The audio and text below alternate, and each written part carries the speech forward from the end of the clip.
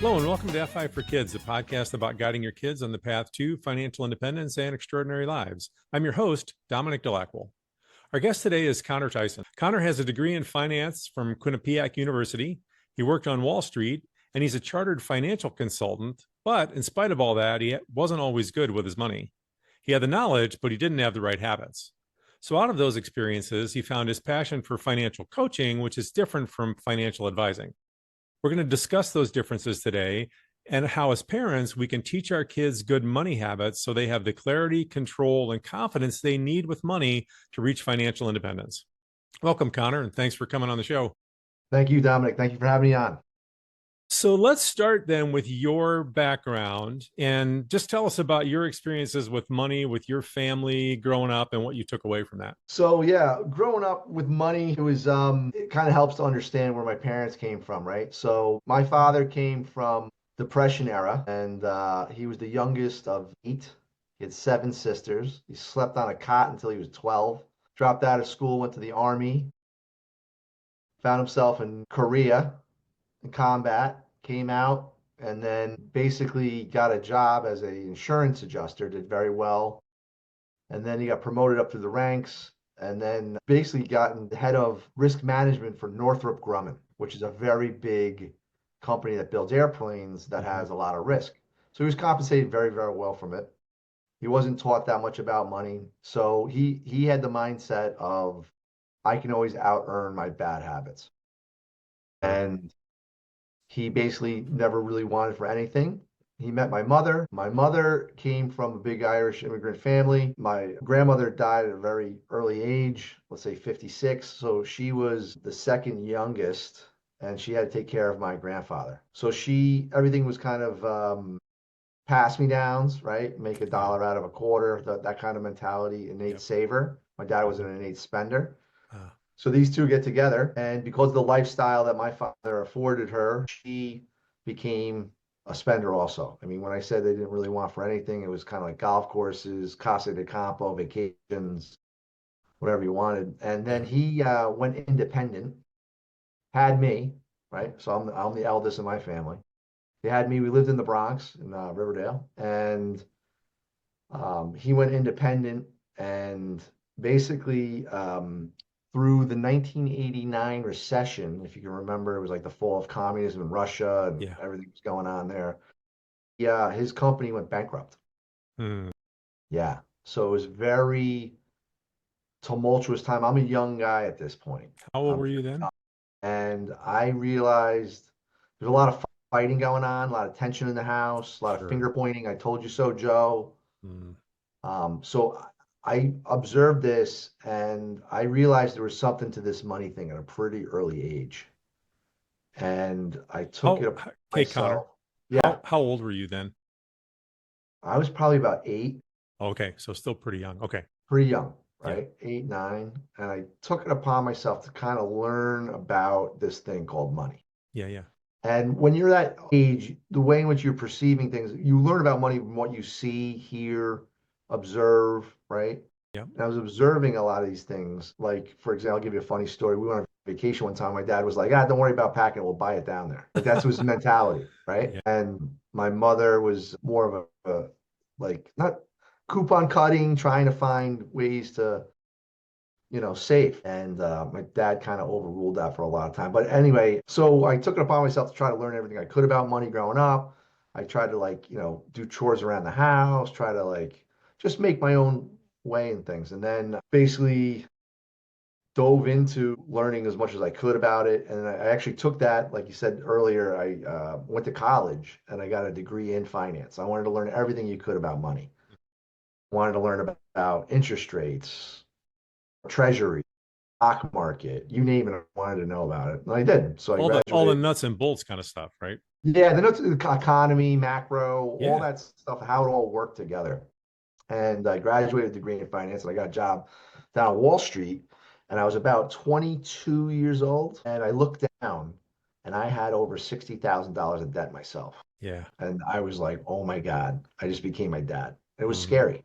And it was a real gut check moment for myself. And I realized I had all the knowledge in the world. And how could this be? I know all this. And I realized that it had very little to do with knowledge.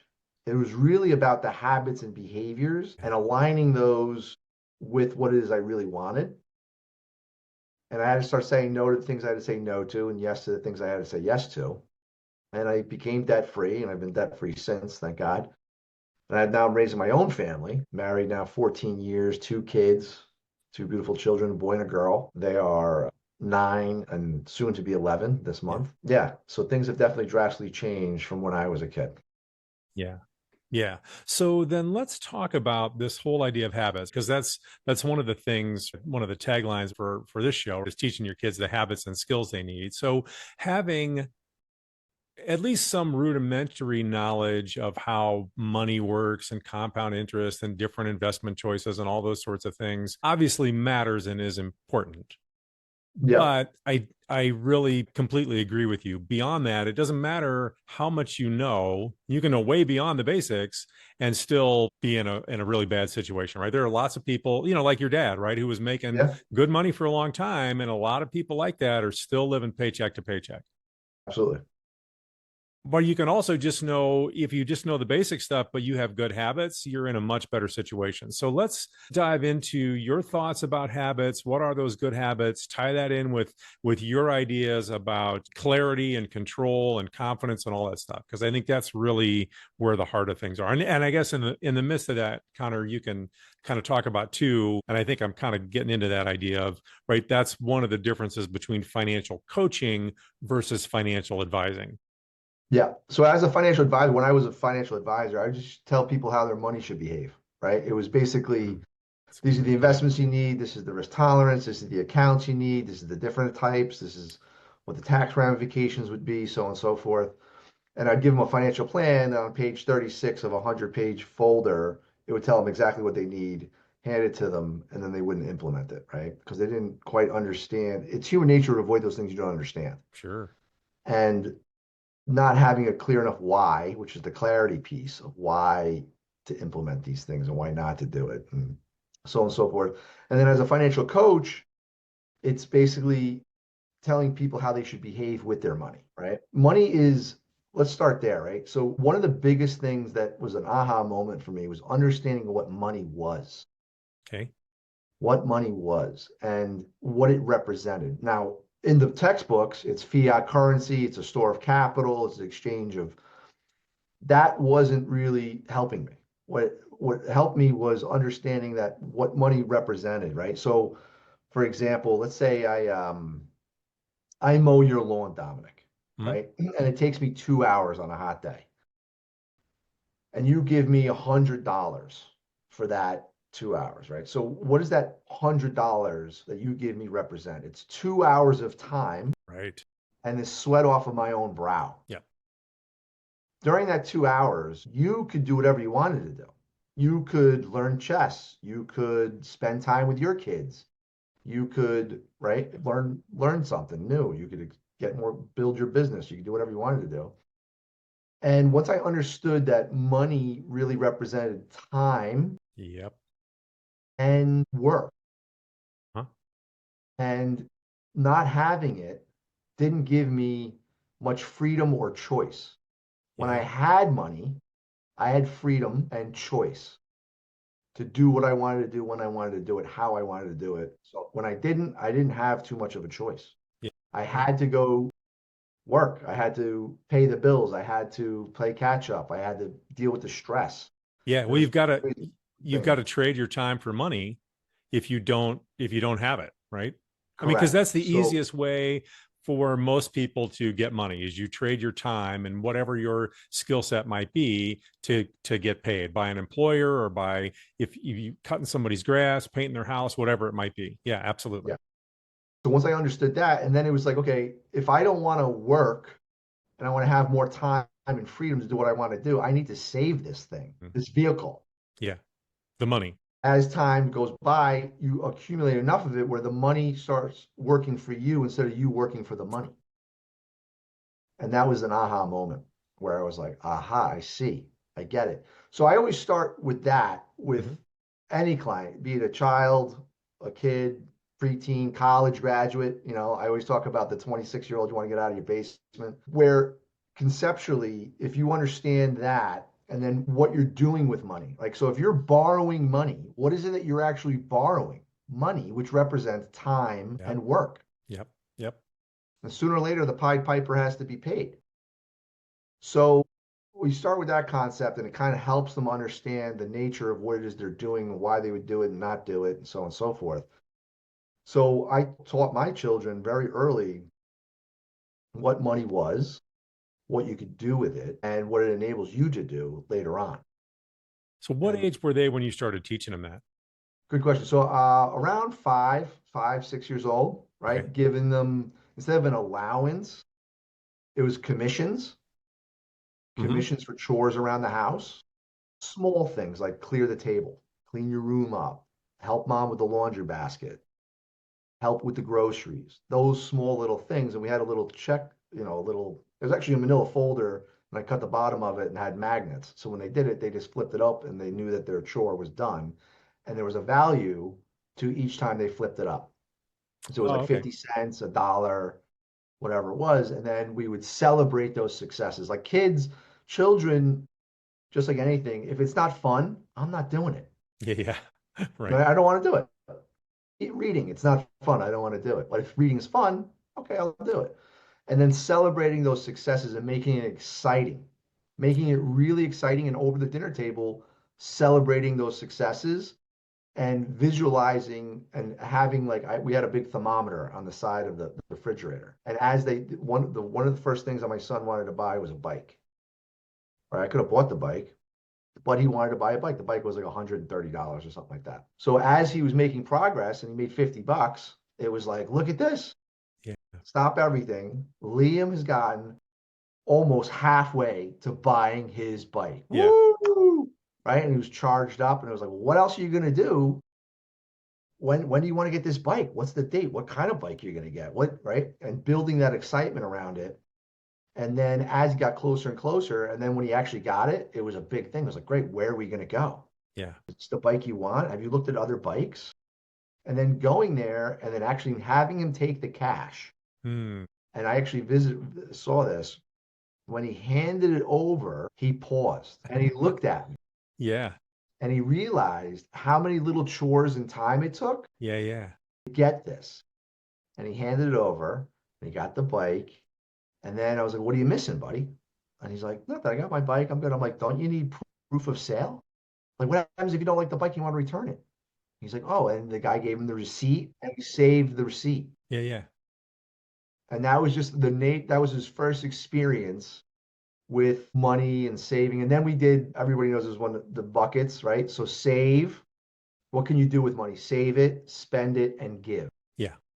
And we had three little Chinese takeout containers. We marketed them up and we let them decorate them. And every time you got money, it was like, okay, half of it goes into save, 30% of it goes into spend, and 10% to give, 20% give. And the hardest concept for him was give. Yeah, sure. Sure. And So we had to before, find, just one second, Connor, because I want to yeah, back up just a second. So this whole idea with you having commissions instead of an allowance, right, yeah, when they're little, and making it a visual thing, and so that it's fun and you guys can make it exciting. And then also that whole idea of him doing his bike. I mean, so that's you teaching them clarity without actually explaining to them what you're teaching them, right? You've just yes, done it all by a system you sort of put in place that the whole family's involved in and that's fun for everybody, but you're tying already this idea in their mind, which you can see when he pauses giving that money away, like, man, this is all that time and effort I put in to get this. I'm giving it away. I want to make sure what I'm getting is worth this decision that I'm making, right? Which is what we all have to deal with as adults all the time in much bigger ways. So that's really super cool, man. That's really great. it was helping him with like the awareness. Yeah, Just yeah. awareness of what was going on. And in between that journey, there was things that happened. Like he wanted to do something, he had to take $20 out of his savings. And it was Yeah. like, ooh, do I really? He's like, yeah, I do. And then I was like, okay, you just have to work a little bit more to get back to where you were. So it wasn't always a trajectory up for the kid, right? But he realized like, okay, if I do this, I can't do that. Yeah. So Little that's great. concepts along the way. And then trying to go back and think about it because they've done it, it's like almost automatic now. What also had helped with was any other time in the future, he asked me for money. He knew I kind of let him know, like, oh, you need money, right? And he was like, yeah. And I was like, well, where do you go? What do you do? And Hmm. he instinctively knew I gotta do some work. And I was like, yep, yeah, you do. So let's get on the phone with Nana and see if she needs some crystal polished. Or walk the dog for Auntie Moira or whoever else, And it was like, okay, yeah. And then he would get money, and he was like, and then the first snowfall, he had a shovel in his hand. He was ready to go around the neighborhood and start shoveling. And I was like, this is great. It helped with that conversation later on, also that like I didn't want him like I did very young, is go to my parents for everything. Yeah. And they paid for everything, and it was just Right. handed out, and I was almost dependent upon it. So when I was out on my own, I didn't know what to do. Yeah. And when I didn't have money, it was like, oh, mom, dad, listen, I went out this weekend to the Hamptons and, this, that, the other thing, and I can't pay the rent. I Mhm. need $550. And they were like, Connor, you can't keep doing this. I didn't conceptually understand why that was, Yeah. Right. Right. right? So I wanted to foster that early on, that like you have to earn and keep and save your money and have the things that you want and always have a goal of tell your money what to do versus wondering where it went and all those things. So I don't want to lose the thread that I cut into you on. So we're talking about giving, right? The giving piece is sort of the hardest. And you just mentioned goal. Do you tie those two together, or how have you? What were you going to say about the giving part The giving thing of was things? difficult because there's not too many things that kids give to, right? So the first Yeah. when I found I had to look for opportunities that I could tie to giving. And the first one was they were selling Girl Scout cookies Hmm. at the train station. Now that was a spend, but it was also a give. Hmm. Where I was like, well, do you know what the Girl Scouts do? And they're like, no. And I was like, all right, well, let's listen to what they have to say. And is this a for-profit company? And they were like, no, we actually take these and we use this to for. And my kid understood, like, oh, well, great. So by me getting what I want, which is the cookies, I'm also helping somebody else. That's a give. And I was like, yeah, so that's a give. Let's go take the money out of the give pile and give. And then church was another one, that was an easy one. Yeah. But there was little things. Uh, another lesson we kind of try to help was, which was abundance. They had a lot of toys, right? And they wanted more toys. And it was like, well, listen, you got to let go of something, give something to get something. Yeah. Oh, that's a good one. So they got to select what they no longer used Yep. and give it to somebody else in a donation to actually get another toy in the room, right? So that helped with clutter. That was a big one. My wife came up with that one. Yeah. Well, you got It multiple was, things going on there. That's great. yeah, we had a lot of things going on there, but Yeah. it's been a journey in that my son now is older and he's into video games. And video games, once you buy the video game, now when we were growing up, we didn't have this, but you can actually do in-game purchases to like Yeah. level up and all this Yep. other stuff. And there's these things called VC dollars. VC, I don't know, virtual currency or what, I don't know, VC. And they're like $20 a pop. And he wants to keep buying these things. And I'm like, nope, it seems like you need to, what is it? And he's like, work, I don't want to do my chores and both. So that's okay. You're just not getting the VC dollars. Right. And, and sooner or later they tie it together. And then he doesn't have to ask me permission. He does, but there's not too much argument. There's no fighting because it's like, well, do you have the $20? Yeah, go ahead. If you now keep in mind, you spend that $20 on those video games, those VC dollars, you're not going to have $20 towards the next whatever. Yeah. The next, you want to go to the rock and jump with your Oh, friends. right. Yeah. Yeah. That's Well, $30 an hour. yeah, right. He won't have it. The other thing is, right, is that, like kids have different personalities with money. And Yeah. so it may be that he wants to spend that money enough. He's willing to do the work, even though he didn't want to. Or, some kids might be like, you know what? No, I don't want to do the work, and I'll live without that next level up or that next upgrade or Yeah. whatever it is. Either ones are valid choices. But I think your point is that you're understanding the connection between the time and the money, and he understands the choice that he's making better than you did, for example, when you were a kid. Correct. And it was hard for me not to tell. I had to keep my mouth shut and bite my bottom lip. Instead of telling him that's a stupid purchase. That's a waste of money. Right. I Right. caught myself saying that. I'm Sure. like, it's important to him. Yeah. It's not my money. Why is it stupid? Right. I was putting my own frame of mind on it. Like that's a waste of money. It was important to him for whatever reason, Yeah. but I wanted him to make that decision for himself and then figure that out later if it was a good purchase or not. Roblox was the other one. That Yeah. now he looks back, he's older and he doesn't play Roblox anymore. And I'm like, Yep. you know how much money you spent on it? He's like, yeah, that was kind of a waste. He made that decision for himself. I didn't Yeah. tell him that. Yeah. It was Right. tough not to tell him that growing up.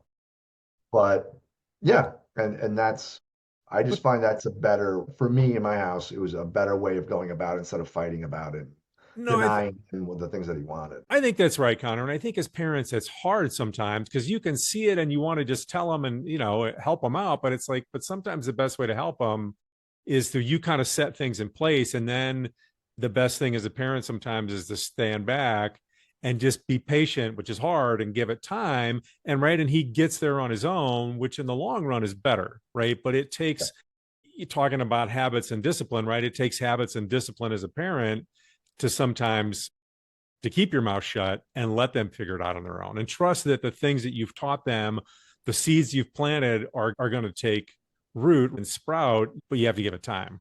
Yeah. And the next challenge we have now is the Apple Watch, right? It's a monthly Uh-huh. subscription. And okay, now it's not just a one-time purchase. Yeah. Now you're in the world of subscriptions. Let me Yeah. explain Yeah. to you what this is. I said, this is 19.99 a month every month. Yeah. Sit down with a pen and paper and let's do some simple math. What Yeah. is 12 times 99? $20, right? Wow, I'm like, that's a lot of money, is it? And I said, so do you, number one, have that? Is all your weekly chores for $20 going to be worth this watch? Right. And then let you make that decision. The answer right now is yes. We'll find out in a year. Yeah. Yeah. That and then okay, because you see it. I see people paying for their kids' cell phones. Some of these cell phone plans are ridiculous, and they're 19, 20 years old. They're 21 years, and they're still on mommy and daddy's cell phone plan. And it's like, well, how is that serving you, and how is that serving the kid? Right. I mean, it's hard Well, because I'd rather deal with it now than rip the Band-Aid off later and be the bad person. yeah, absolutely. And I think it's bring up a really good example, right? Is this idea of subscriptions, because that's a reality that everyone has to live with now, and it's only going to be more so, right? So him starting to learn this idea of subscriptions and how it works, and then you helping him tie that together with these pieces about understanding time and money and stuff that you've already put in place and been teaching him. I just think that's really important, because that's something, again, that's a really good example of a mix between understanding some practical realities, right? Understanding the basics of how a subscription works and what that means, but then also tying that into what that means in terms of how you're spending that money. And are you clear about what that means and how important that is to you, or it isn't? And is it worth the time you're going to have to spend to earn the money to do that, or is it not? And I think,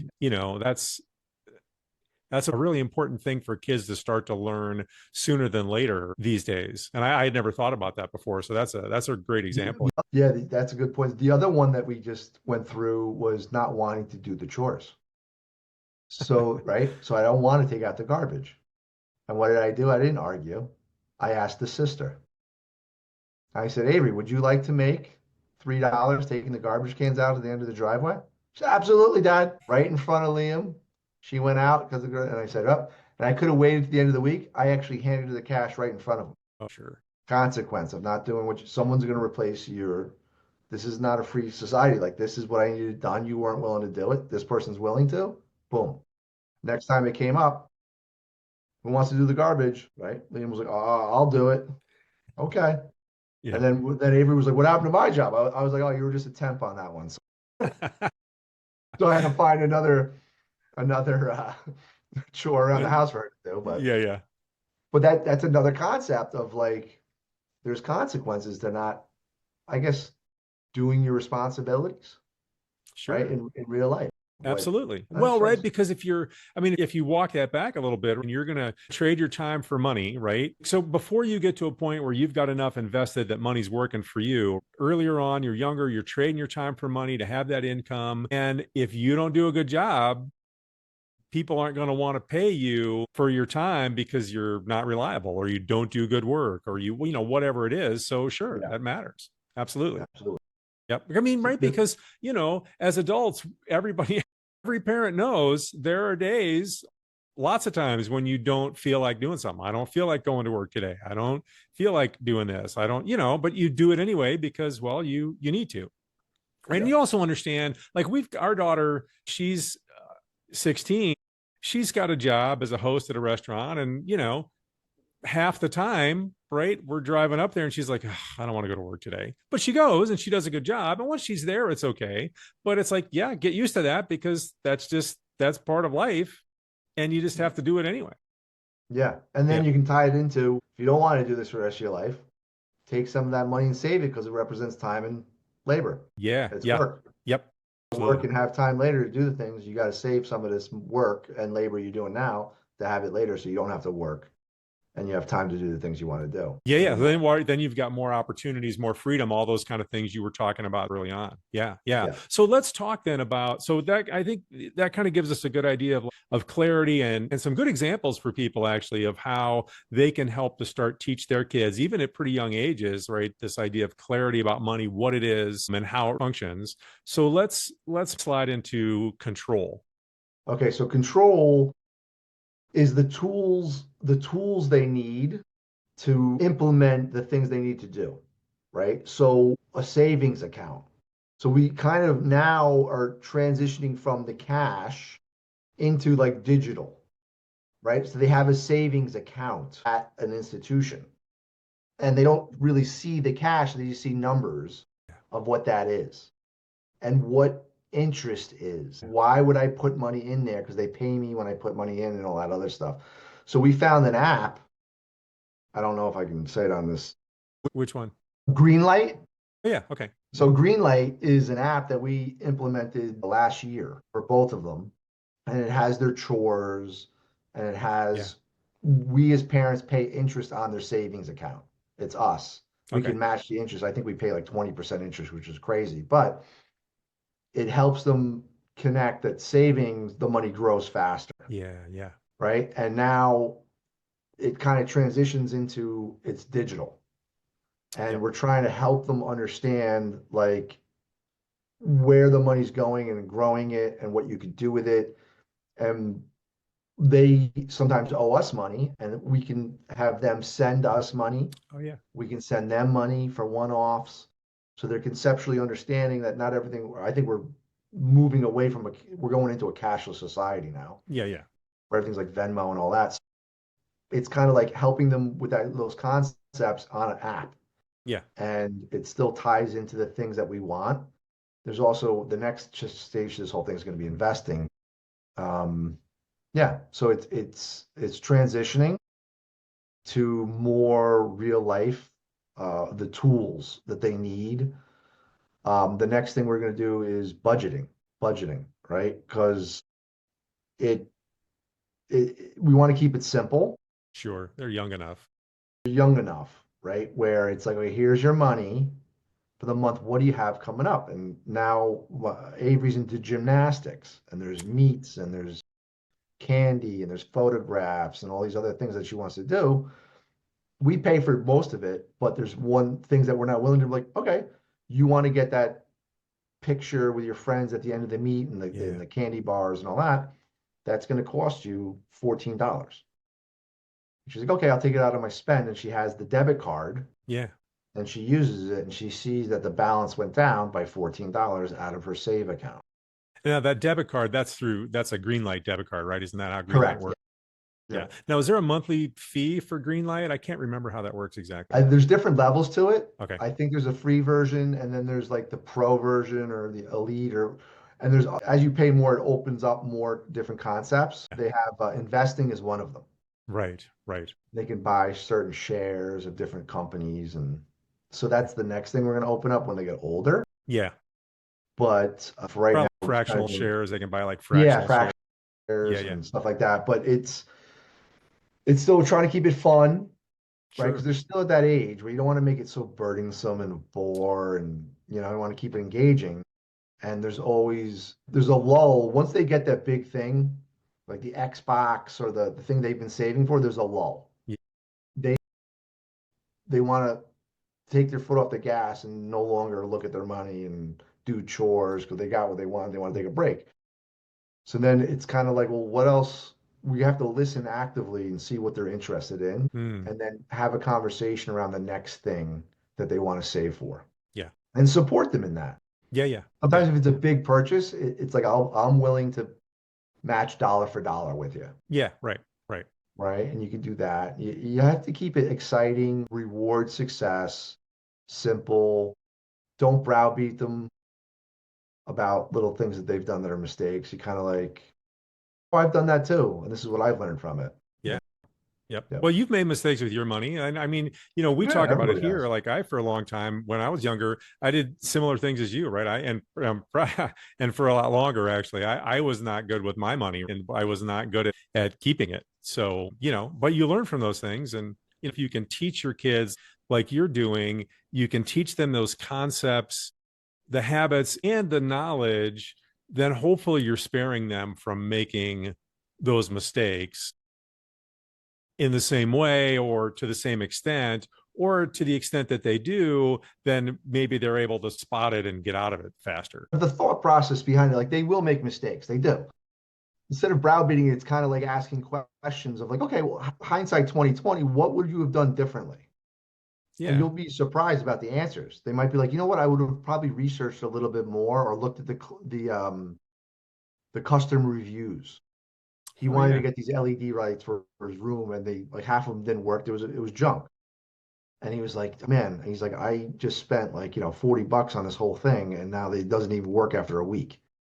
And I was like, well, what would you have done differently? He's like, I should have looked at the reviews. I should have Yeah. done more research as to these lights. And he looked at him and he was like, look, they're junk. All these reviews are like 2 stars. And I was like, all right, good point. I was like, Yeah. so moving forward, maybe when you make a purchase, you want to look at the reviews or do some research as what you're buying and does it work, and so on and so forth. That's all part of the learning process. The other part of control is just knowing where to get like wise counsel, right? Mm. Because sometimes you just don't know the answer. Yeah, absolutely. So it's like have an open forum of just answers. And sometimes I tell them like, I don't know the answer, but I'll get you the answer. Let's find out where we could get the answer together and not making such a taboo topic, Yeah. right? Because No, and that's I the think it's so thing. important that, right, that we model for them and teach kids, look, it's okay to talk about money. It's not even okay. Like you should be, you need to, You right? should, Yeah. correct. And I think that idea of you, right? Oh, I don't know the answer, but I'll help you figure out how to find the answer is also so important, not just with money, but with anything. But I mean, in this case, right, money's the vehicle for sort of doing that because when you do that, you're then modeling for them and teaching them how to learn, right? Because ultimately they're going to have to figure those things out more on their own when they're out and they're more independent and they're young adults, right? Is, well, how do I figure out, how do I go find out how to understand something that I don't know about? Correct. Yeah. And So, there's things that we've instilled in them like debt, not as bad, but it should be avoided at all costs. yeah.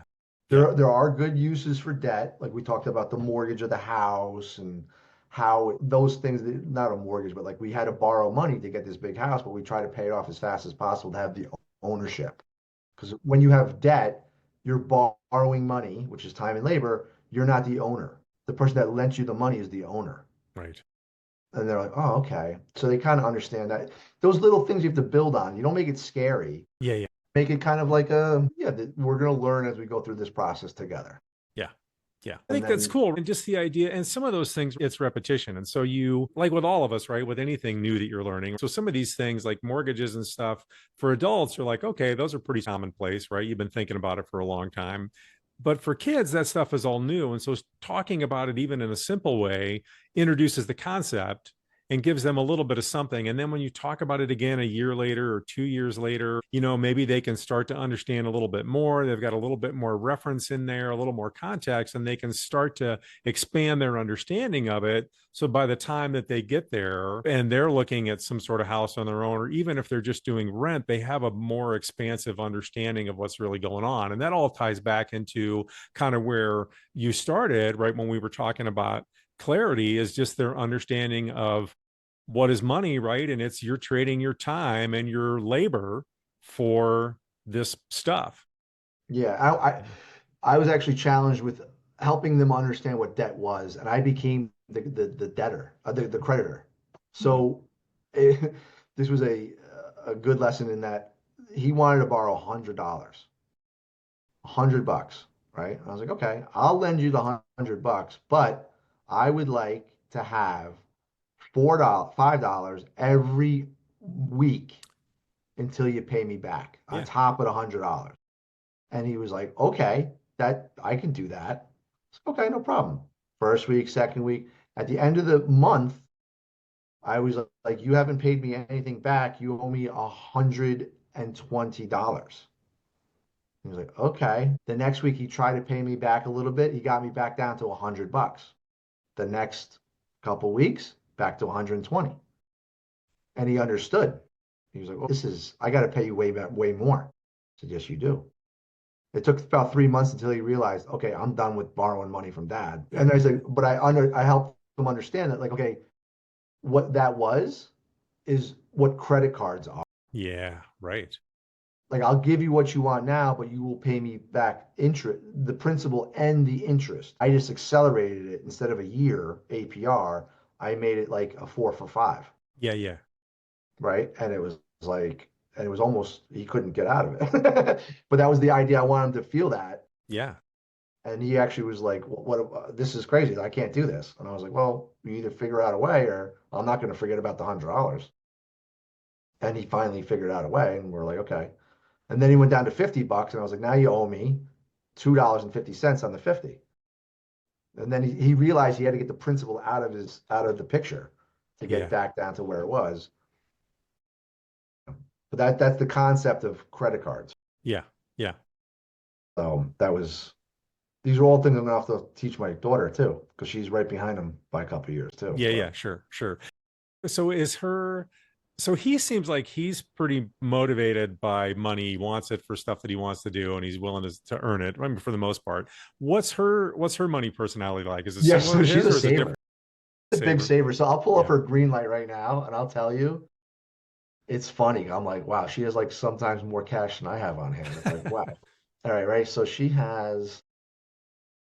been doing her chores, and so she has right now $6 savings and $84 in spend. The last time she spent something was two weeks ago, right? And that was spend anywhere. She did 7-Eleven. She Right. bought $11 worth of candy or whatever else it was. Mm-hmm.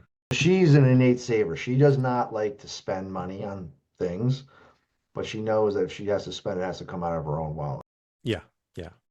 Yeah, it'd be interesting, right? As she goes through things, I imagining that some of the lessons you'll have to teach her will be different. And kind of like you've done with your son, right? You're kind of adapting and coming up with things on the fly to teach him like a concept.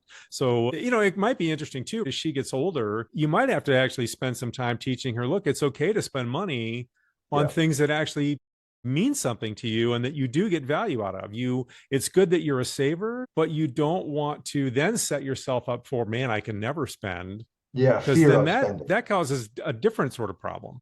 Yeah. It's like anxiety of spending. I have that with some of my clients now where it's like, no, that you have enough. Give yourself permission. That's what a budget does. A Yeah, oh, budget good point. gives you permission to spend the money because you've already planned it out ahead of time that it's in the budget and everything's going to be okay. It's in there. Yeah, so I have clients that are going through that right now.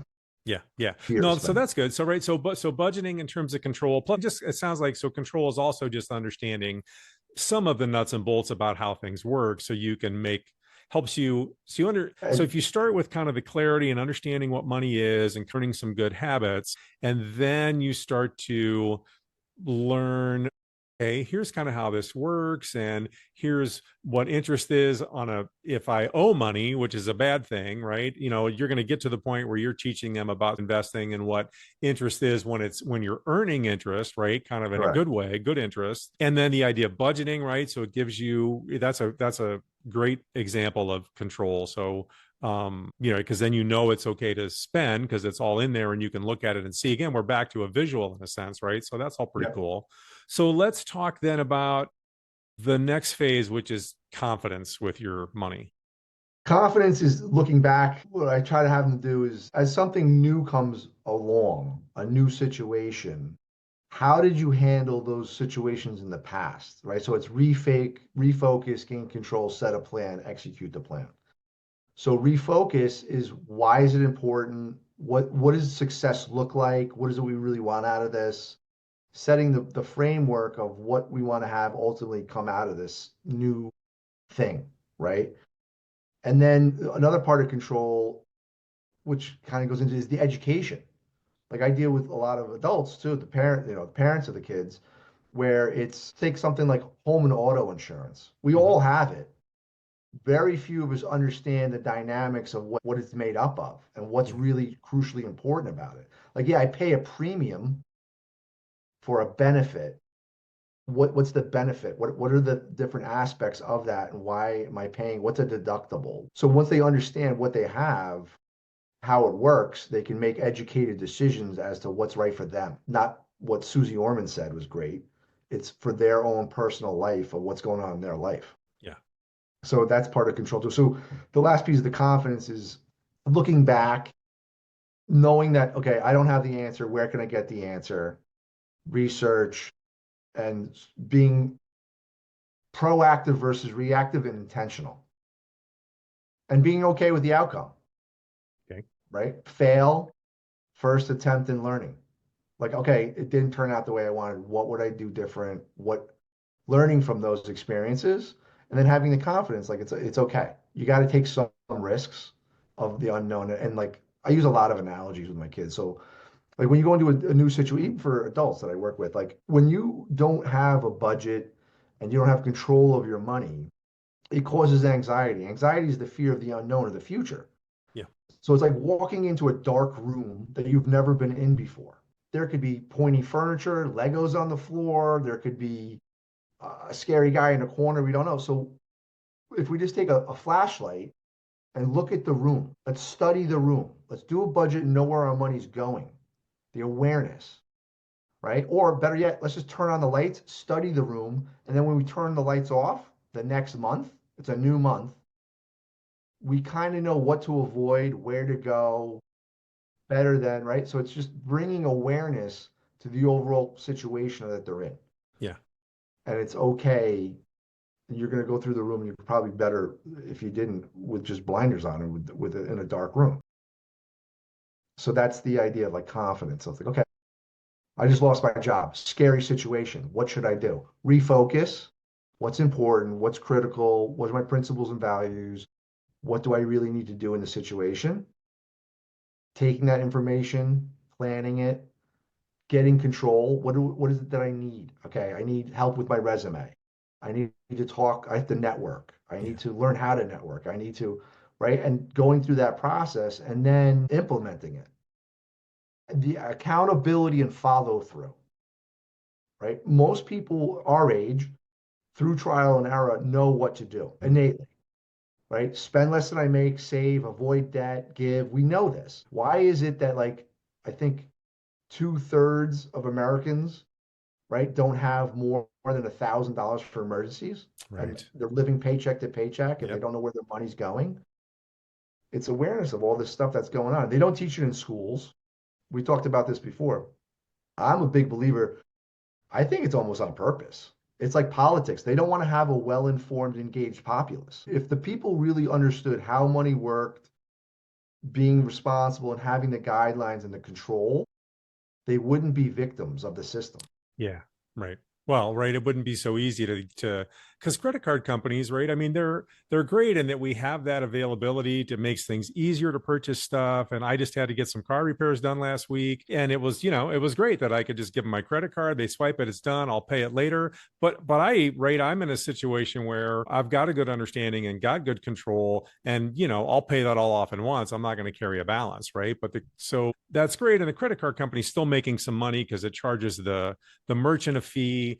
Man, really, where they really go nuts in terms of their revenue stream is on that interest, right? And so many people, like you were talking before and you're saying now, they just don't understand. Then end up paying so much. Yeah. And that's the situation. Like if you had everybody at the fifth grade, let's say eighth grade, and just every Wednesday you showed them you take $300 a month and grow it at an average of 10% over 25 years equals boom, $1.3 million. Yeah. Sooner or later that would sink in. $300 a month, that's less than $100 a week, which is less than 10. I think I can do this. Yeah, right. And then actually doing it. Yeah. That's the accountability and follow through of what the plan was in the future. That's the thing that when I was an advisor, there was no accountability to follow through. Okay, It was like, sure. here's the things you needed to do, and hopefully you do them. Right? I wasn't compensated on holding their hand through budgeting, how to get through debt, evaluating insurances, understanding how it worked, all that. Like it was basically products and services. Yeah. And then at the end of the day, yeah, here's the answers to the questions you want about what you need to do to get to retirement. Yeah. But whether they did it or not, you were not involved in. Planning lawyer, here's all your documents, sign, here you go, give me the check for $3,000. Hopefully you implement some of this stuff. Yeah, right, right.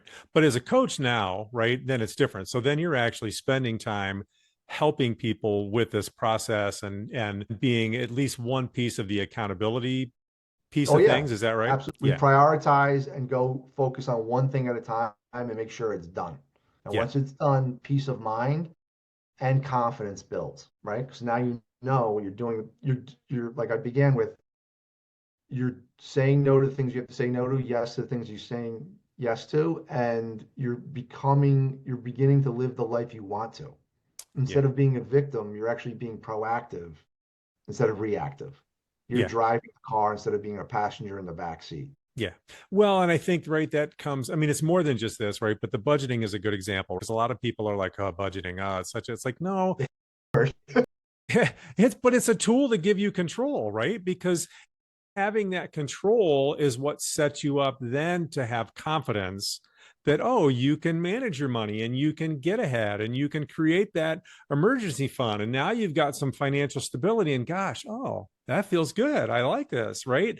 Then you get more confidence and then you start investing and seeing how that money grows and start making some progress. It's no different really than the things that you've talked about already doing at a very simple level with your kids. It's the same thing as young adults or even older adults, right? It's just applied on a larger scale, but the concepts and how we react and what we choose to do and how we put all that together to move ourselves towards a life that we're happier with, really it's all the same. That's why I think actually it's so cool, the approach that you're taking with your kids and how you're trying to get them to understand those things in a way that is on their level, makes sense for them, and you're making it fun. So, and the thing about budgeting too, like I hate the word budget. It's like the B word, right? Yeah. I think it's restrictive and all this other stuff, but it's just a tool. Yes. That's all it is. Yes. Like I have a spreadsheet. I have an app. If it was just budgeting, there's an app for that. Go do it. That's not the answer. Yeah, right. All the budget does is gain awareness of where your money is, where it's going, and what categories you're spending. If you're not proactive and actually follow up with making sure the money's doing what you told it to do and tracking it, it doesn't help you. It's reactionary. Like I have an app on my phone, it pulls up and it tells me the transactions I did yesterday. What does that do for me tomorrow? It doesn't do anything. So I have to somehow conceptually understand I need to be proactive and plan ahead of time Yeah. where my money's going and making sure it's going there. That's the accountability and follow through piece that's missing. I have clients that have 4 different apps for budgeting. They're still financially, in a mess. Yeah. Why? It's the proactive versus reactive. Yeah. And that's the accountability and follow through piece of implementing what it is you want to do. Yeah. Yeah. And again, right, the whole reason for wanting to do that is so you're using those tools. And if you're using them well and then being proactive about stuff, is that then you're more aware of what your money situation is. Then the whole point of that is to make better choices. Better choices is defined by where am I trying to go? What does that bring me in terms of my overall life, right? So the money always is just a tool. What you want is more life, whatever that means for you. That's more travel. That's, I really want a boat because I love being out on the water, or I love to sail, or, my kids are super into sports and we need money to do all this stuff. And he or she is really good at gymnastics or baseball or whatever it is. And we got a lot of travel because we've got these summer, whatever it is for you, but you've got to have money to do those things. And so it's all about the awareness, like you said, so you have this control so that you're making the choices that get you where you want to go. With confidence. There's Yeah. nothing worse than having to make a $300. Perfect example, you had car repairs. Nothing worse than like, okay, I have to spend $861. I have to swipe the car because I need the tires, but I really don't know what the effect of this purchase is going to be next month. Right. Am I going to Right. be able to pay groceries, the oil bill, the summer camp, and the credit card bills? Oh my God.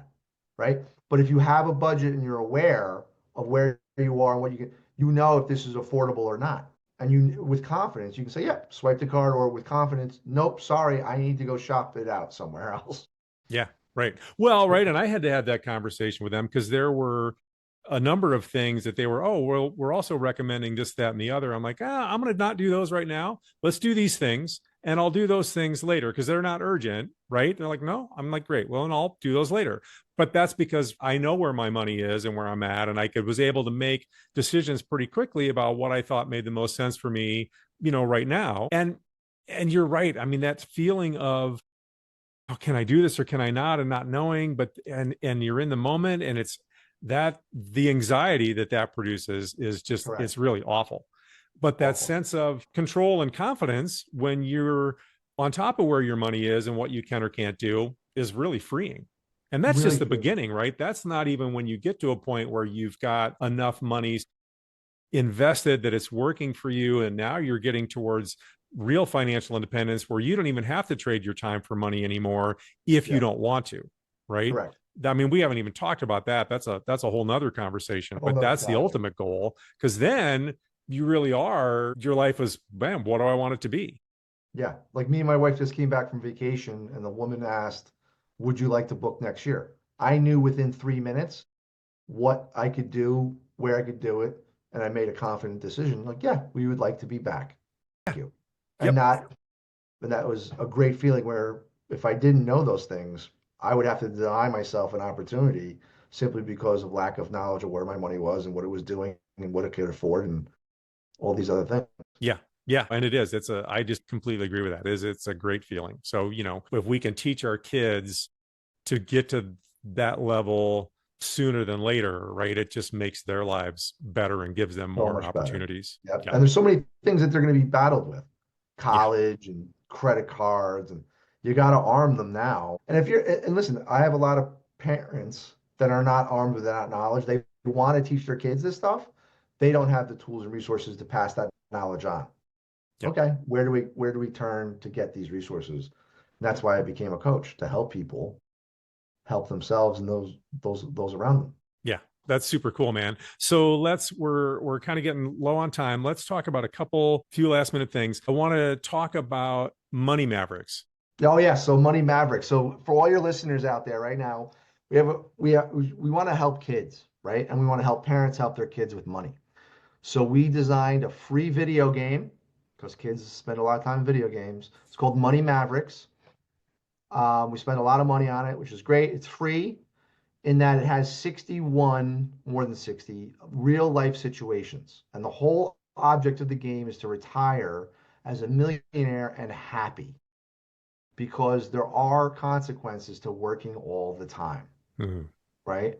Relationships and health and stress and blah, blah. And so when you say there are consequences, you mean in the game, right? In the game. Yeah. So when you start off, you're a teenager and you have to get your first job. And you can work at a clothing store, a furniture store, or something else, fast food store. And you get to weigh these different things. You put in a job application, you go for the job, and it gives you a little quiz like, how do you get a job? Firm handshake, eye contact, right? You come up with questions, dress good, and you get the job. And you work a week, and then you get paid. You get your first paycheck. And the guy explains to you, you see the money, and then you see these things called taxes. Social Security, FICA, food, and the guy's like, what? What was this? And they explain to the player what these things are on your paycheck and what they're used for. So you get your paycheck, and then you want to go to the movies with your friends, but you already spent half your paycheck. And then your father tells you about budgeting. And then you learn about budgeting. And then you want to get your first car, and there's 3 car choices. It's an awesome game. It's not like a fast game. It's a game that you play over a couple, like probably 2 weeks, right? And you get a side hustle. So then you have money start working for you, and you get married, and you go to college, and there's a whole bunch of things that you could do in order. The car breaks down, you lose your job, like real life things. Yeah. And then you hopefully keep going on this right trajectory. And then it asks you, do you want to work overtime? And if you say yes, your relationships with others goes down. Sure. So it's real life. So you have these meters. It's an awesome game. I'm going to share with you the link. So at the show notes, you can put that link in there. Anybody can go in there, download it. You need to have a PC, a desktop PC, and you can download that game free. You can actually play it with your kids. It's a lot of fun. I've played it, and it's a really, really great game. So that's Money Mavericks. We made up a great money game for that. Yep. And I'll put the link in the show notes. So if anyone wants to reach out to you, and you've got a website, you got a bunch of information and courses and other resources and stuff on there. So where can people find you, Connor? Yep. So my website is www.progress. You want to make some progress. FC as in financial coaching, progressfc.com. Everybody gets a 45-minute consultation. It's just a conversation about where you're at, what you want to see happen. On there, there's courses and tools that they can download for themselves. Yeah. We have a lot of things out there for you. You've got a course on there too. I thought we talked about this before, for kids and their money. Yep. We have kids and money. We have, any concept that you think of with personal finance, we probably have the tool or resource to help you with it. Downloads, emergency fund, budgeting, how to do it, things of that nature. But the missing ingredient is usually the accountability and follow through. Most people have tried budgeting before. They've gotten frustrated, failed. So it's like, what's missing? Maybe it's like you need some help, right? Yeah. Okay. I'll put that in the show notes too. Absolutely. And then I'm on Instagram, Connor, the financial coach. You can follow me. I have videos and different things like that. And that's the best way to reach me. Okay, great.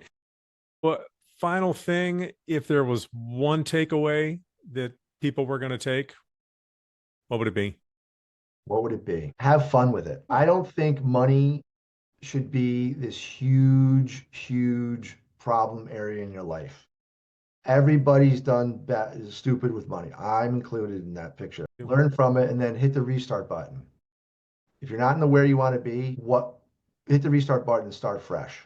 What would somebody that was responsible with money actually do? And then do it. Great. That's what's it. Hit the restart button and start fresh if you're not where you want to be. There's a ton of people want to help you out there, myself included, and Dominic. And you can have this for yourself. Yeah, that's great advice. Have fun with it. Thank you so much, Connor, for coming on. I think it's been a great conversation and tons of good advice for parents and things they can do with their kids. So I really appreciate it. Absolutely. Thank you for having me on. It was great. Thank you for listening to this episode of the FI for Kids podcast. Please support the show by hitting subscribe and receive new episodes every Thursday. The intro and exit music this episode are courtesy of Douglas Cameron. As always, you can find links to the FI for Kids music in the show notes. Thanks again, and we'll talk next week.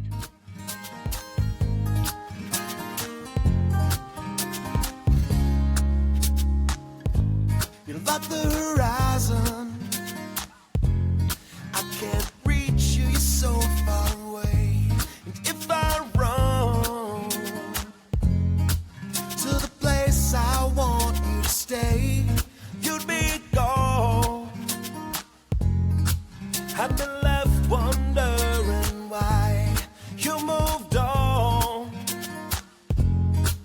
and why you never said goodbye. I can't wait any longer. I see the writing on the wall. It's time for us to say tomorrow we are yesterday. Tomorrow we are yesterday.